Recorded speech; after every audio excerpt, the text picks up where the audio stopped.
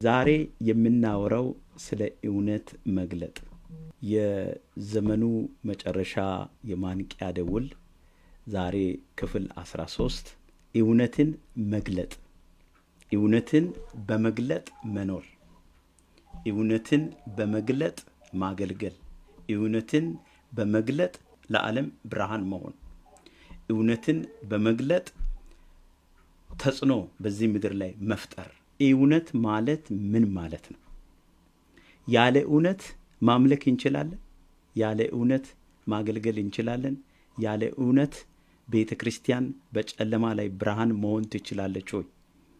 እውነት ማለት የውሸት ተቃራኒ መሆኑን ሁላችሁም ታውቁታላችሁ። ዛሬ እኛም በዚህ ምድር ላይ ስንኖር በእውነት እንድንኖር ጌታ ኢየሱስ ክርስቶስ በሚገባ አስተምሮናል። አንዱ የእግዚአብሔር ሐሳብና እቅድ ጌታችን ኢየሱስ ክርስቶስ ወደዚህ ምድር የላከበትና ትልቁ ዓላማ እውነትን እንዲገልጥ ነው። በጣም የሚገርም ነገር ነው። የኢየሱስ መጥቶ እዚህ የተሰቀለበት፣ እዚህ ደሙን ያፈሰሰበት፣ እዚህ የተገረፈበት፣ እዚህ የተለያየ መከራ የተቀበለበት ስለ እውነት ስል ብቻ ነው። ዛሬ ግን በቤተ ክርስቲያኖቻችን፣ በአገልግሎታችን፣ በከተማችን፣ በኢኮኖሚ፣ በፖለቲካ፣ በአብያተ ክርስቲያናት ዘንድ በተለያዩ ነገሮቻችሁን አይኖቻችሁን ከፍታችሁ ስታዩ ስትሰሙ እውነት ነው እየበዛ ተጽዕኖን እየፈጠረ ያለው ወይስ ውሸት ነው? ማስመሰል ነው? ዛሬ አንድ ነገር ተምረን ከዚህ ክፍል እንወጣለን። እውነት ኢየሱስ ነው፣ ሌላ ትርጉም የለው።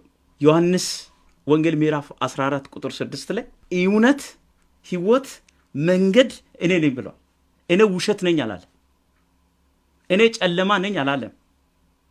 እኔ ሞት ነኝ አላለም። እኔ ብርሃን፣ እኔ መንገድ፣ እኔ እውነት ነኝ። ብርሃን በጨለማ ላይ እያበራ እያሸነፈ ተጽዕኖን እየፈጠረ የተሰወረውን እንድናይ የተቀበረውን እንድናይ ሩቅ አገር ያለው ነገር እንድናይ ክርስቶስ ለኛ ብርሃን ሆኖልናል። እኛ ዛሬ በዚህ መጨረሻው ዘመን ላይ እውነትን እየገለጠን ካላገለገለን ኢየሱስ እውነት መሆኑን ረስተን ሌላ ነገር ማመን ጀምረናል።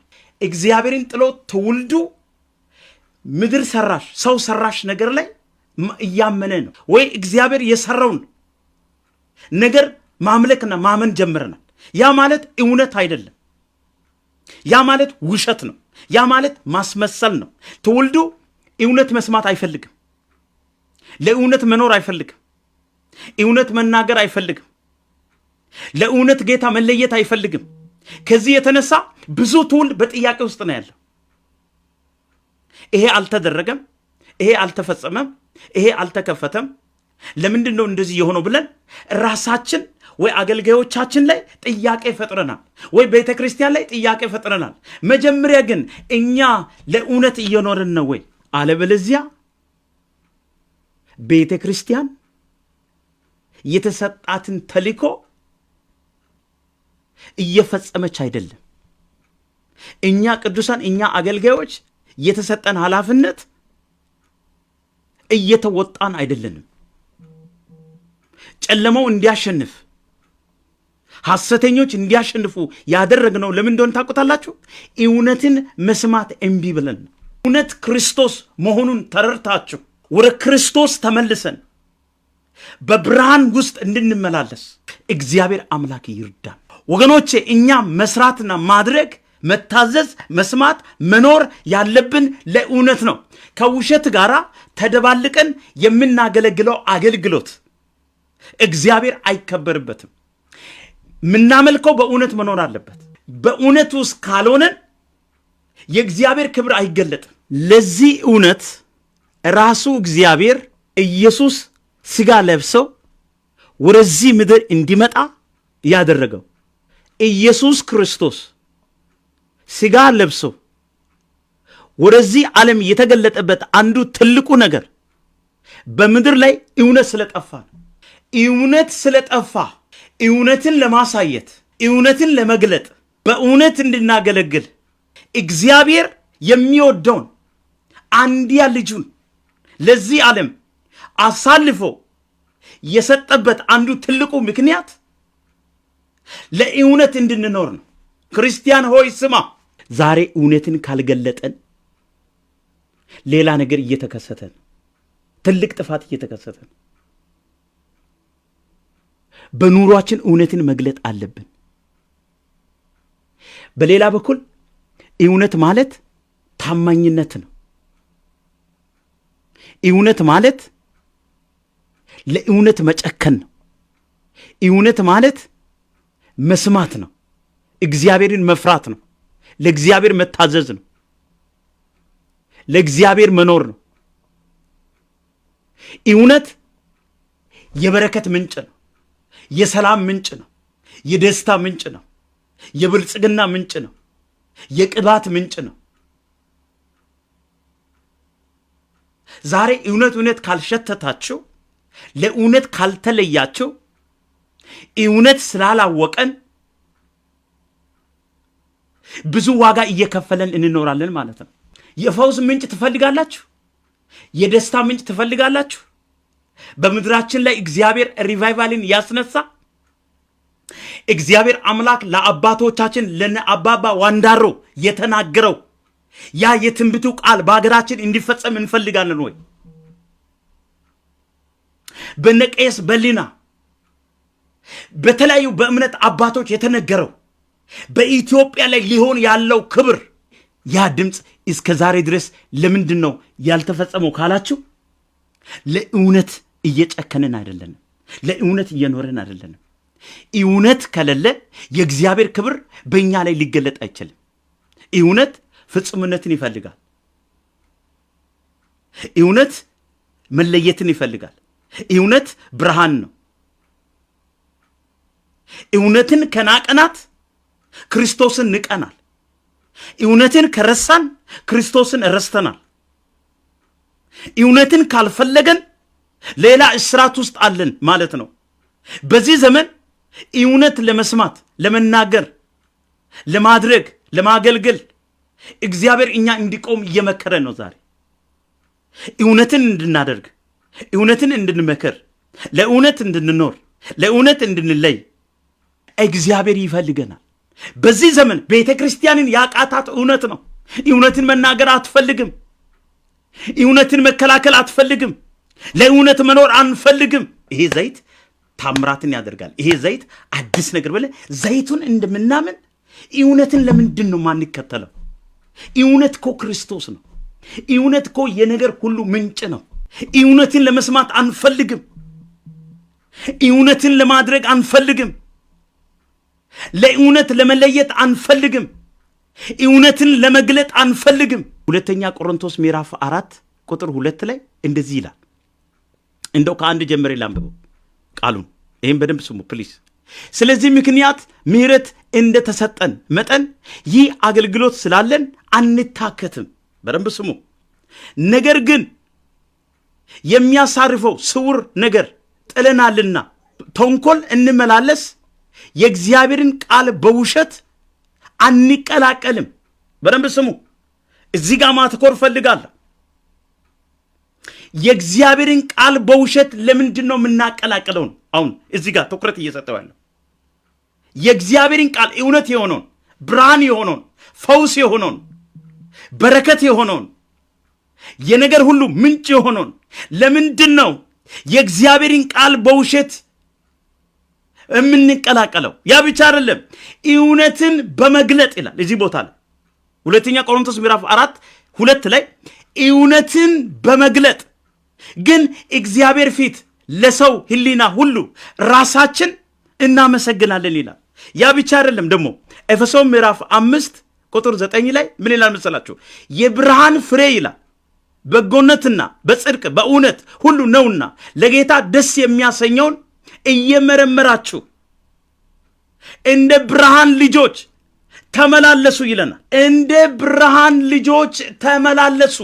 በውሸት አትመላለሱ፣ በኃጢአት አትመላለሱ፣ ዓለምን በመውደድ አትመላለሱ። የብርሃኑ ፍሬ በጎነት፣ ጽድቅ፣ እውነት ሁሉ ነውና ለጌታ ደስ የሚያሰኘውን እየመረመራችሁ እንደ ብርሃን ልጆች እንድትመላለሱ አሳስባችኋለሁ ይላል እዚህ ቦታ ላይ። ፍሬም ከሌለው ከጨለማ ስራ ጋራ አትተባበሩ። ይልቁንስ ግለጡ እንጂ ውሸትን ግለጡ፣ ኃጢአትን ግለጡ፣ የዓለም ክፉ ስራ ግለጡ። ከጨለማ ጋራ ከውሸት ጋራ ምን አታደርጉ፣ አትደባለቁ እያለ እዚህ ቦታ ላይ የእግዚአብሔር ቃል እየተናገረ ነው። የብርሃን ፍሬ ሲገለጥ ጨለማ ይመታል፣ ሞት ይመታል፣ መርገም ይመታል፣ ጥፋት ሁሉ ይቆማል። ትውልድን ከአውሬ እናስመልጣለን፣ ትውልድን ከሞት እናስመልጣለን፣ ትውልድን ከውድቀት እናስመልጣለን። ምን ስንሆን? የብርሃን ፍሬ እየገለጠን ስንሄድ፣ ከብርሃን ጋር እየተባበረ ስንሄድ እግዚአብሔር አምላክ ኢትዮጵያ ውስጥ ያሉ ትውልድን፣ ቤተ ክርስቲያንን፣ አገልጋዮችን፣ መሪዎችን፣ ፖለቲከኞችን መቀየር ይቻላል።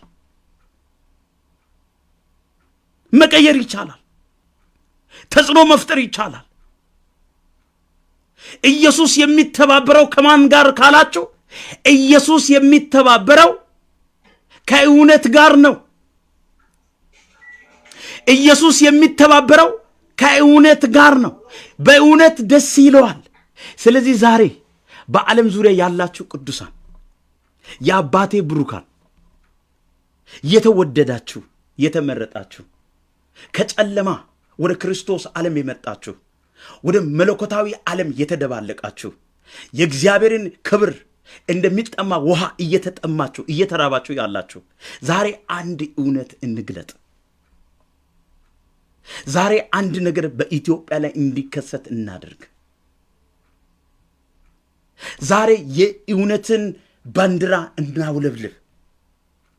ለእውነት እውነት ሄዳ እውነት ሆናለች፣ አትቀበርም። እውነት አትሰወርም። እውነት አትደክምም። እውነት እግር አላት። እውነት ዓይን አላት። እውነት መገለጥ አላት። እውነት ብርሃን አላት። እውነት የሰማይ አምላክ ከእውነት ጋር ይተባበራል። ስለዚህ ለእውነት መኖር እንድንችል፣ ለእውነት መለየት እንድንችል፣ እውነትን ማሳየት እንድንችል ዮሐንስ ወንጌል ምዕራፍ 14:6 ላይ ቅድም እንደተናገርኩት ኢየሱስም እኔ መንገድና እውነት ሕይወትም ነኝ፣ በእኔ በቀር ወደ አብ የሚመጣ የለም ይላል። እውነት የማያደርግ አብን አያውቅም። እውነት የማያደርግ ወደ አብ መሄድ አይችልም። እውነት የሚያውቅ ከበረከት ጋር መገናኘት አይችልም። ከሰላም ጋር መገናኘት አይችልም። ፕሮቴክሽን የለውም። ዓለም ጨለማ፣ ሞት፣ ኪሳራ፣ ጦርነት፣ መገዳደል፣ ደም ማፋሰስ የሆነበት አንዱ ትልቁ ወንድሞቼ በእህቶቻችን እንዲጨክኑ፣ እህቶቻችን ወንድሞቻችን እንዲጨክኑ፣ ጎረቤት በጎረቤት ላይ፣ ቤተክርስቲያን በቤተክርስቲያን እንድትጨክን ያደረገው ነገር ምንድን ነው ካላችሁ፣ እውነትን ማድረግ ስለማንፈልግ፣ ለእውነት መለየት ስለማንፈልግ። በዓለም ዙሪያ ያላችሁ ቅዱሳን እውነት በእውነት ካልገለጠናት በስተቀር ጨለማ ሄዶ እውነት ሊሆን አይችልም። ኢየሱስ እውነተኛ ብቻ ሳይሆን እውነትም ጭምር ነው። ራሱ እውነት ነው። ክርስቶስ ማለት እውነት ነው። ስለዚህ እውነት ኢየሱስ ነው። ከእውነት ወንጌልን በእውነት እንስራ። እውነት የዘላለም ሕይወት ነው። እውነት የጨለማ ተቃራኒ ነው። ለእውነት ካልተለየን በስተቀር በብርሃን ውስጥ መመላለስ አንችልም። የብርሃን ፍሬ መመገብ አንችልም። የበረከት ፍሬ መብላት አንችልም። ዘመናችን ሕይወታችን እንዲቀየር ከተፈለገ፣ በዚህ ምድር ላይ ዕድሜ እንዲባረክ ከፈለጋችሁ፣ ለሰው ሁሉ መንገድ ለመሆን ከፈለጋችሁ፣ አስቀድመን ስለ እውነት እንግለጥ፣ ስለ እውነት እንኖር፣ ስለ እውነት እናውራ፣ ስለ እውነት እናገለግል፣ ውሸት ጋር አንደባለቅ። ስለዚህ እውነት ከፍ ብሎ ሲታይ ምድራችን ላይ ትልቅ ብርሃን ፓውዛ ትልቅ ብርሃን ትልቅ ፓውዛ በመድራችን በኢትዮጵያ ላይ ማብራት ይጀምራል። ሐሰተኛ አይደበቅም፣ ሟርተኛም አይኖርም፣ ደጋሚም አይኖርም፣ ኃጢአትን የሚሰራ ሰው አይለምልም። ለምን መሰላችሁ?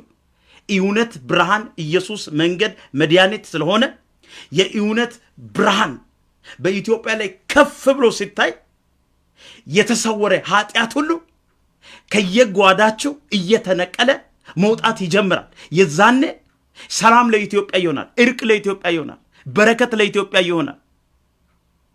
ለዚህ ነው ዮሐንስ ወንጌል ምዕራፍ 8:12 ላይ ሄዳችሁ ሁላችሁም ስታነቡ ጌታችን ኢየሱስ ሲናገር እኔ የዓለም ብርሃን ነኝ፣ የሚከተለኝ የሕይወት ብርሃን ይሆንለታል እንጂ ጨለማ ውስጥ አይመላለስም ብሎ ተናገራቸው ይላል። እኔን የሚከተል የብርሃን ልጅ ነው፣ የእውነት ልጅ ነው። አያቸው፣ የጨለማ ልጅ አይደለም፣ የክፋት ልጅ አይደለም፣ የመርገም ልጅ አይደለም። ስለዚህ ዛሬ በዚች ስለ እውነት መኖር እንድንችል፣ ስለ እውነት መለየት እንድንችል፣ ስለ እውነት መኖር እንድንችል ለቤተሰቦቻችን፣ ለቤተ ክርስቲያናችን፣ ለትውልዱ ሃሌሉያ፣ ለአብያተ ክርስቲያናት አብሮ ለአንድ ከተማ ለሚያገለግሉ በእውነት ከጓዳችን ብርሃን እውነተኛ ምንጭ ይውጣ። ያ ሲወጥ ምን ይሆናል መሰላችሁ? በእውነት በብርሃን ሐሰት ይዋጣል፣ ጨለማ ይዋጣል፣ ሞት ይዋጣል፣ ችግር ይዋጣል፣ መከራ ይዋጣል። በቃ ጠላት ያበጀው ነገር፣ ጠላት የቆፈረው ነገር ሁሉ እውነት እያደረገን ሲሆን እውነት ሄዳ አሸናፊ ናት። እውነት ዛሬም አሸናፊ ነው። እውነት ነገም አሸናፊ ነው። እውነት ነገ ወዲያም አሸናፊ ነው። ስለዚህ ጌታ ኢየሱስ ይባርካችሁ።